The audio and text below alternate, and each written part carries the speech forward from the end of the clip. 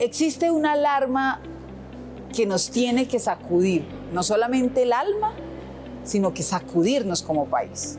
Hemos generado diferentes llamados porque el suicidio en menores de 17 años se ha venido incrementando. Este año, entre enero y febrero, han ocurrido 47 suicidios de menores de 17 años. El año pasado, en ese mismo periodo, fueron 42, es decir, hubo un incremento de un 12%.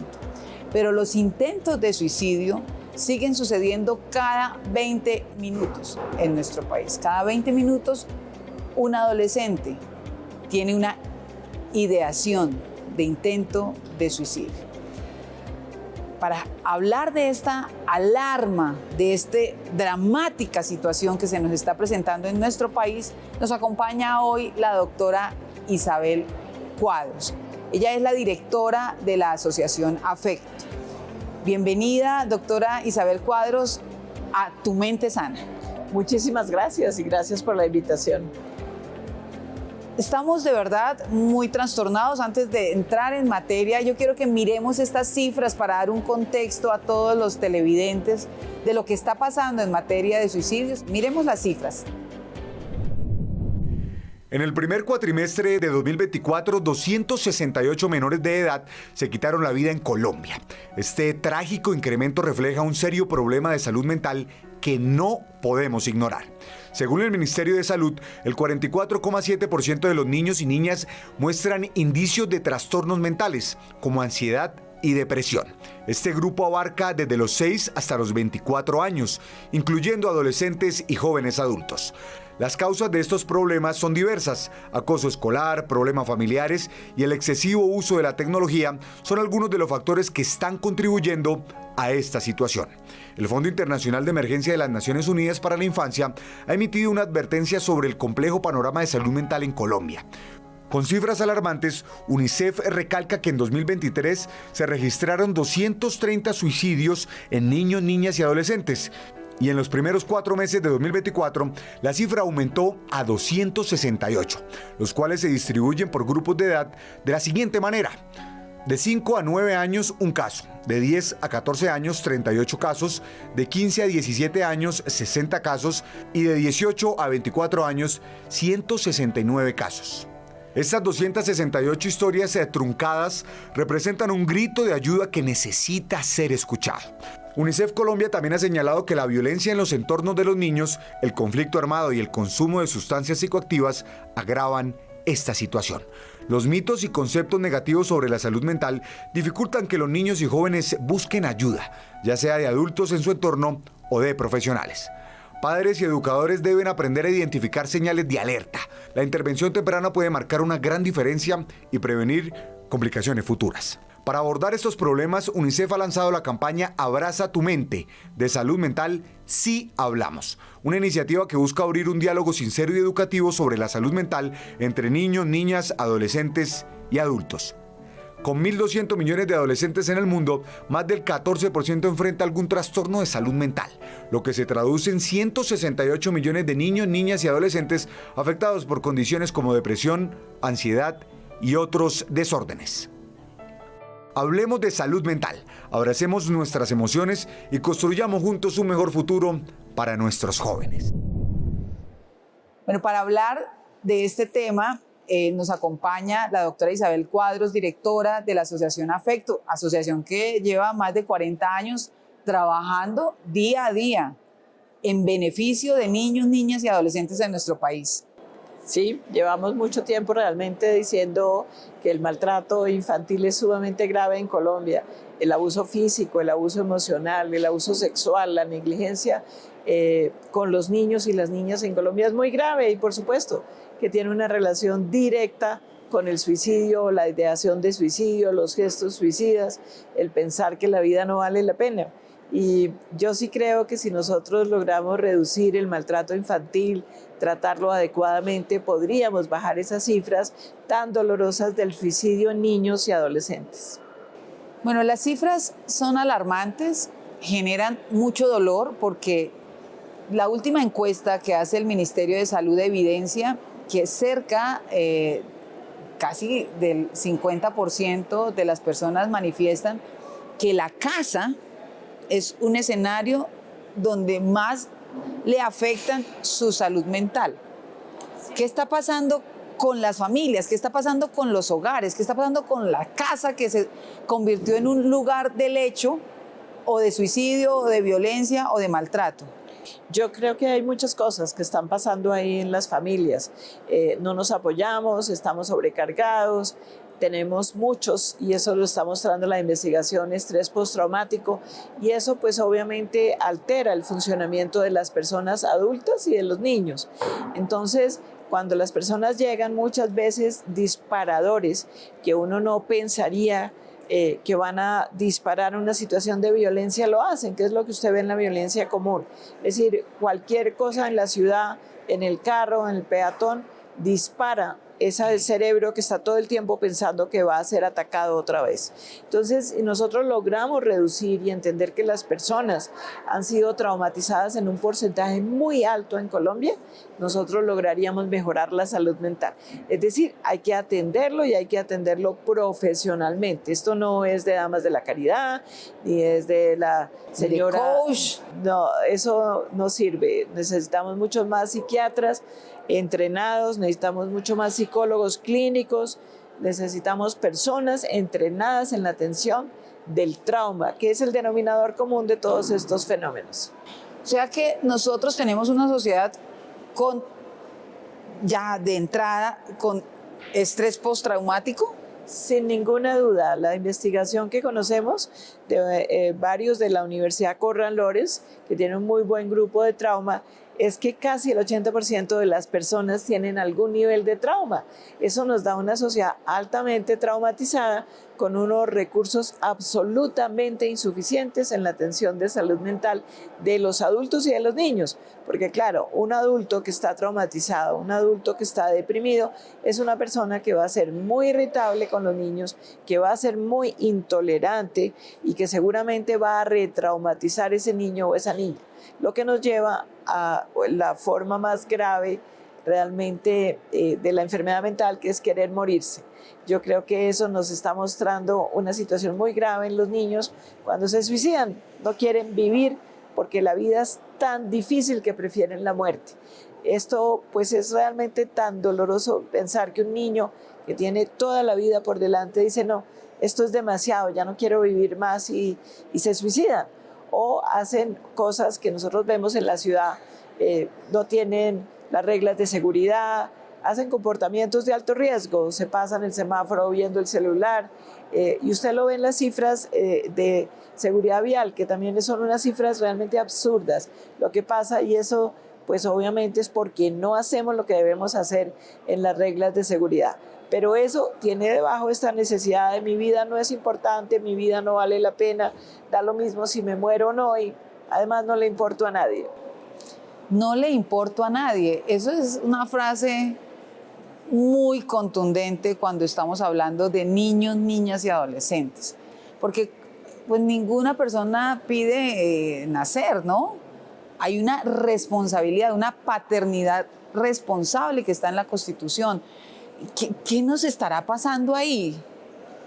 Yo creo que nos pasan muchas cosas. Yo creo que hay una transmisión intergeneracional de la violencia, hay una transmisión intergeneracional del trauma. Hemos sido un país que ha sufrido mucha violencia, tanto violencia común como la violencia del conflicto armado, y la respuesta institucional no ha cambiado. Cambió el país, afortunadamente, pero la respuesta institucional no cambia. Y entonces, dentro de los muchos problemas que tenemos en la atención en salud mental, pues obviamente es que lo hacemos además mal. Estamos casi que pretendiendo hacer actividades de salud mental.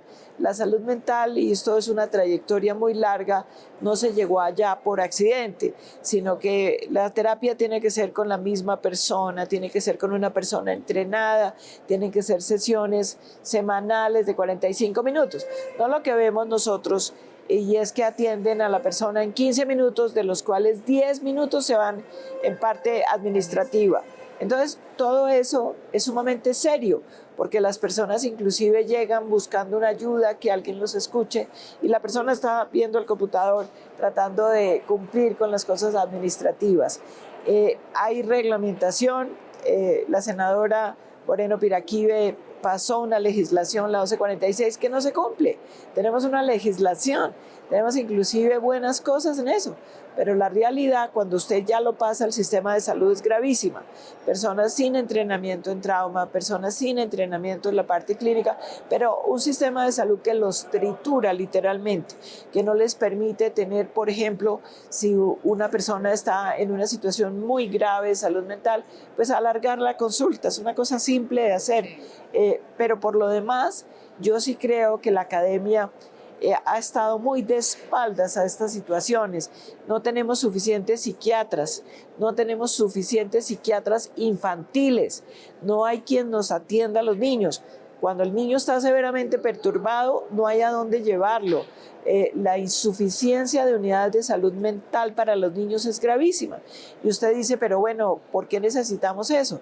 Pues porque no podemos poner a un niño que puede tener 8 años, 9 años, un adolescente con personas adultas que la mayoría pues tienen trastornos de salud mental muy graves. Y entonces el niño se pone en un riesgo muy alto porque esas personas obviamente no son el modelo para un niño, pero además porque lo pueden victimizar nuevamente.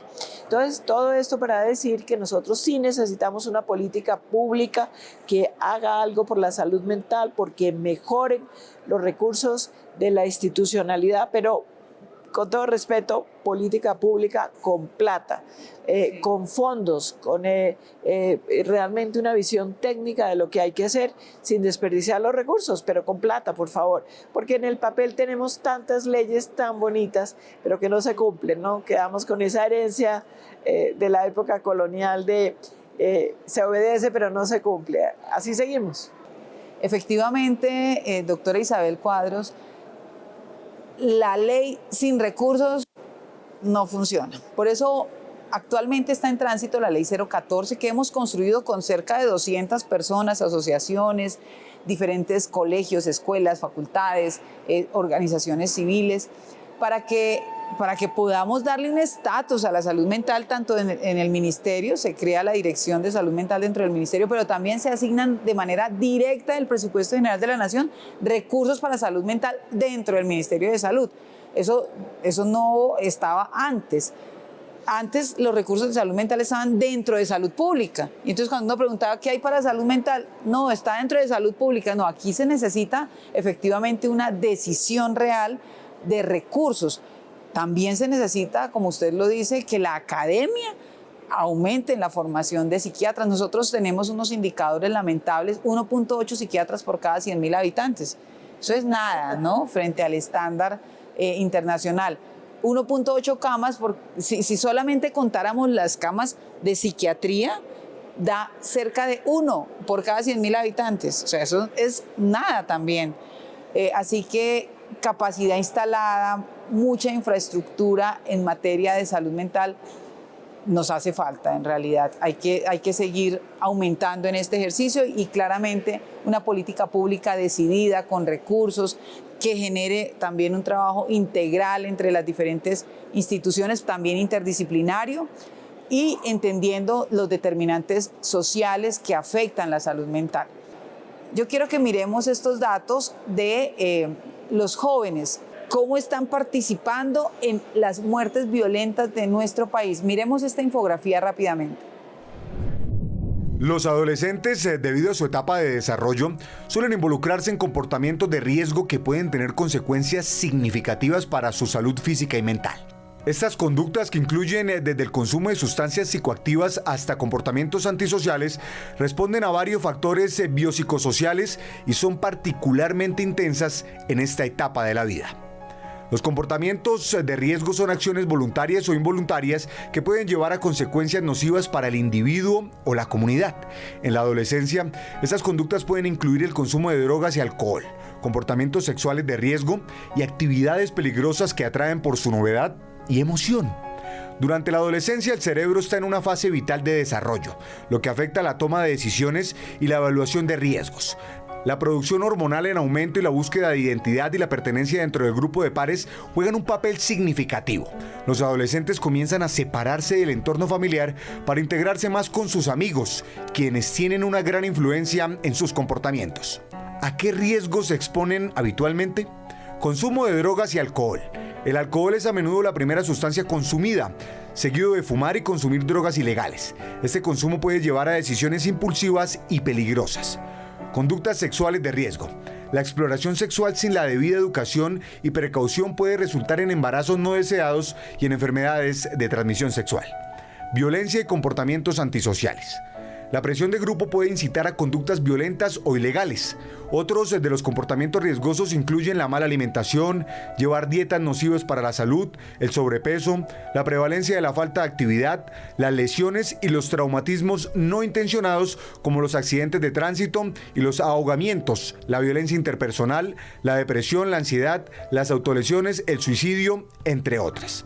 Asimismo, un informe de la Procuraduría General de la Nación hasta el 20 de agosto de 2023 determinó que por riesgos determinantes como la violencia de todo tipo, en especial la intrafamiliar, el acoso escolar, el consumo de sustancias psicoactivas, ciberacoso, el reclutamiento por parte de grupos armados, entre otros, juegan un factor importante frente a la ideación y conducta suicida en estos ciclos de la vida.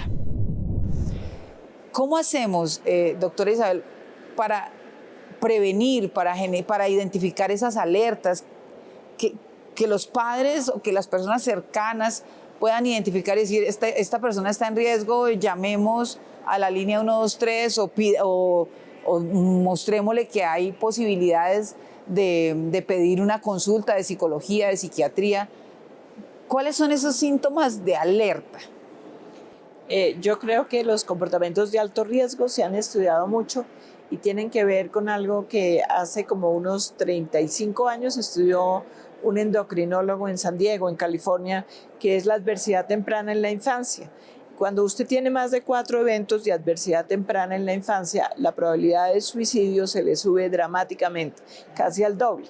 Entonces, de alguna manera, estas personas que han tenido mucha adversidad en la infancia, abuso sexual, abuso físico, el padre en la cárcel, alguien se murió o el padre tenía una enfermedad mental grave, se les aumenta a lo largo de la vida la probabilidad de un montón de enfermedades, pero la que estamos hablando hoy, que es el suicidio, se duplica la probabilidad. Y además de eso, estas personas hacen comportamientos de alto riesgo, que es lo que estamos hablando. Usted ve, y en Bogotá ha mejorado mucho, pero en las regiones del país usted ve a los padres llevando al niño en la moto. Eso es incompatible con la vida, es incompatible con el riesgo. ¿Por qué tomamos alcohol de una manera absurda y nos vamos además en la moto y además no nos ponemos el cinturón de seguridad? Y uno dice, oiga, ¿usted le gusta matarse? ¿Usted quisiera suicidarse? ¿Cómo hacemos para estas personas a las 3 de la mañana en una carrera de carros por la circunvalar? ¿No es cierto? Entonces, todo eso nos está mostrando que esa persona no tiene autocuidado, que no tiene unos buenos comportamientos de salud física y mental, pero también otras cosas nos muestra que los niños y las niñas necesitan política pública que ponga de verdad programas preventivos en las escuelas, que necesitamos que los tomen en cuenta. Los niños tienen que ser escuchados. Eso es muy importante. ¿Qué tenemos que pensar con los niños? Bueno, ¿cómo te fue hoy?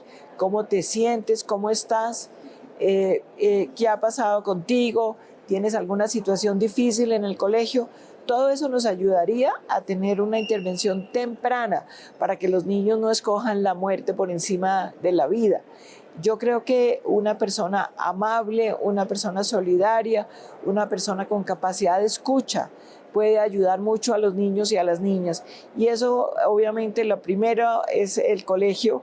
Ahí puede estar un educador, puede estar un profesor que habla con el niño, con la niña, con el adolescente. ¿Qué sabemos hoy en día? Que la intimidación escolar produce en el cerebro el mismo daño que el maltrato infantil. Es decir, se alteran zonas cerebrales muy graves, especialmente el hipocampo, el cuerpo calloso, zonas de la corteza prefrontal. Y todo eso nos hace un cerebro que va a responder de una manera digamos, muy distinta a lo que quisiéramos, una manera patológica, va a tener muchas menos capacidades de responder resilientemente frente a la adversidad. Bueno, la afectación que hace el bullying equivalente al maltrato intrafamiliar. O sea, es gravísimo lo que pasa al interior del cerebro, ¿no? Sin ninguna duda. ¿Qué se sabe hoy en día? Todos lo sabemos que los niños maltratados pues no aprenden, pero lo que no sabíamos era por qué. Ahora sabemos que efectivamente hay unas zonas del cerebro que cuando uno está permanentemente angustiado, permanentemente en estrés, comienzan a tener una reacción muy grave. Tenemos el cortisol alto, que la llamamos la hormona del estrés, y eso daña literalmente el cerebro. Hay neuronas que se nos están apagando en el hipocampo, sobre todo, que es donde se regula la emocionalidad y donde aprendemos. Entonces, toda esa información los niños no la pueden procesar. También se dañan zonas donde los niños tienen que aprender a hablar, a leer, y esas zonas se dañan. Y muy dolorosamente, la intimidación escolar también produce un daño en el cerebro de los niños. Entonces, usted se pregunta, bueno, ¿por qué nos va mal en las pruebas PISA? Pues por muchas razones, pero una muy importante, por la manera en la cual estamos tratando a los niños. Pasamos heroicamente la ley en contra del castigo físico, pero ¿cómo hacemos para llevar eso a que las comunidades entiendan que no pueden seguir golpeando a los niños? Muchos niños se suicidan porque les va mal en el colegio y tienen tanto miedo de un padre o una madre furioso que los va a golpear que prefieren la muerte. Por eso hay una correlación cuando los niños terminan el colegio, porque no son capaces de llegar a la casa a decir, mire, me fue mal. Y cuando a los niños, entre comillas, les va mal, pues siempre hay una razón que no es moral, que es una razón mucho más de cómo están funcionando, qué está pasando en el sistema educativo y todo ese tipo de cosas. Y pues indudablemente uno diría, frase tan buena de los niños deben ser vistos, oídos y creídos. Ahí está la verdadera prevención de todos estos problemas tan serios en los niños, las niñas y los adolescentes. Vistos, oídos y creídos. Hay que echarle ojo, estar pendiente de cuáles son sus comportamientos, de si cambia. Oídos, porque hay que escuchar. A veces uno llega a la casa y los hijos están dormidos, o cuando hay ese espacio corto de conversación, simplemente se dan instrucciones. O cuando hay ese espacio de conversación, en lugar de tener una conversación, hay reproches y no hay comunicación real, ¿no? Exacto. Por eso, oídos. Y creídos, cuando llega el hijo o la hija a decir, me están haciendo bullying en el colegio, hay una persona aquí cercana, mi tío, mi tía, mi padrastro, mi madrastra, me está tocando, está intentando abusar de mí, y a veces no se cree, ¿no? No se les cree. Y como estamos hablando un poco de intimidación escolar, cuando usted mira los registros de medicina legal, que son muy buenos, además el Centro Nacional de Referencia en Violencia, y usted ve la cantidad de abuso sexual que ocurre en la escuela, realmente es aterrador. Y seguimos sin hacer una política pública seria sobre eso, que no es que los niños sepan que existe el abuso sexual, sino que haya unos códigos de conducta en los colegios que se cumplan. No es códigos de conducta así en el aire, sino que se cumplan, que nunca estén los niños a solas con un solo adulto, sino que siempre haya 2 adultos con un niño. Eso nos bajaría el abuso sexual dramáticamente en las escuelas, porque es una problemática sumamente grave que, como todos hemos visto en los medios de comunicación, además de que hay una problemática muy grave, una respuesta sumamente inadecuada de la institucionalidad. Débil institucionalidad para atacar, para prevenir un flagelo tan grande que se ha venido incrementando. Esa es la gran reflexión que nos queda de este programa. ¿Cómo vamos a fortalecer la institucionalidad? Porque no solamente puedo tener la ley, la política pública, los recursos, pero si no cambio la acción, si el país cambió y el accionar del institucional sigue siendo el mismo, tampoco voy a lograr impactos positivos. Tenemos que generar una transformación académica, institucional, de política pública, de asignación de recursos, pero con nuestros jóvenes, con nuestros niños, con nuestros adolescentes. Vistos, oídos y creídos. Yo creo que ese es el gran mensaje que tenemos que llevarnos el día de hoy. Se nos acabó el programa. Quiero darte las gracias y que nos envíes un mensaje a todas las personas que nos están viendo en este momento.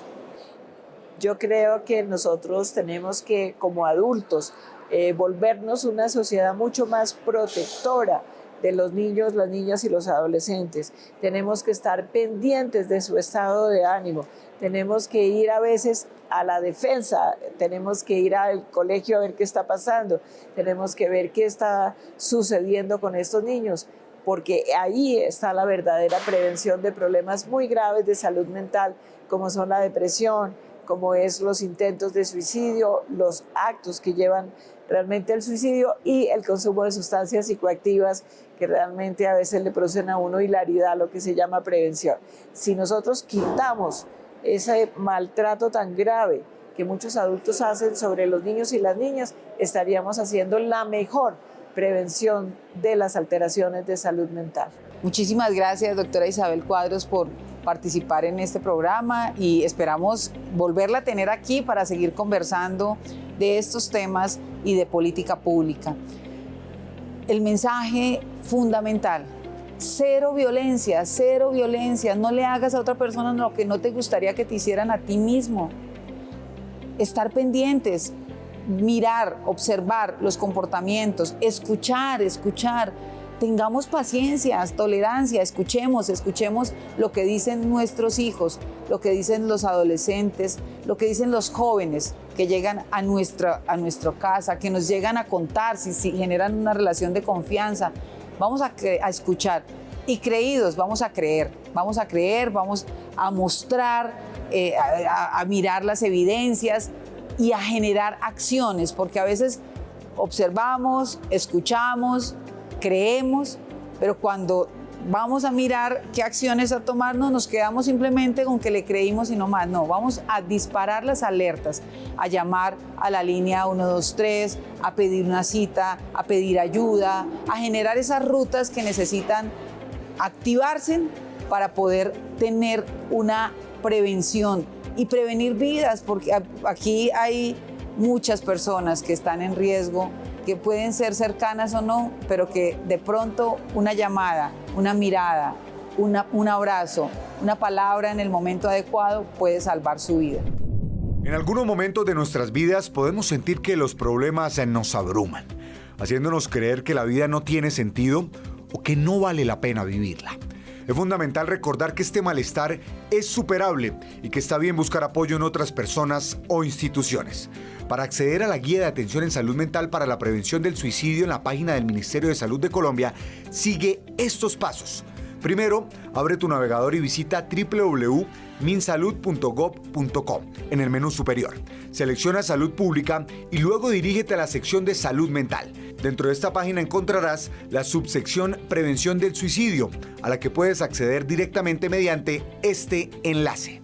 Una vez allí, desplázate hacia abajo y haz clic en Líneas de Atención en Salud Mental. Aquí encontrarás una lista de números de contacto y servicios disponibles para la asistencia en crisis y la prevención del suicidio, brindando apoyo a quienes necesitan ayuda urgente en situaciones de salud mental. Agitación o extrema violencia, conducta poco comunicativa, aislamiento social. Restricción del acceso a los medios del suicidio más utilizados, plaguicidas, armas de fuego y ciertos medicamentos. Recuerda, si tú o alguien que conoces está pasando por un momento difícil, hablar sobre lo que siente y buscar ayuda es fundamental. La salud mental es tan importante como la física y juntos podemos crear un entorno de apoyo y comprensión. Muchas gracias por acompañarnos en este programa y los invitamos a que nos sigan viendo, a que nos sigan en nuestras redes sociales, a que nos acompañen, a que nos cuenten sus historias, que nos cuenten también cuáles son los temas que les gustaría que desarrolláramos aquí en Tu Mente Sana. Un abrazo fraterno, solidario y nos vemos la próxima semana.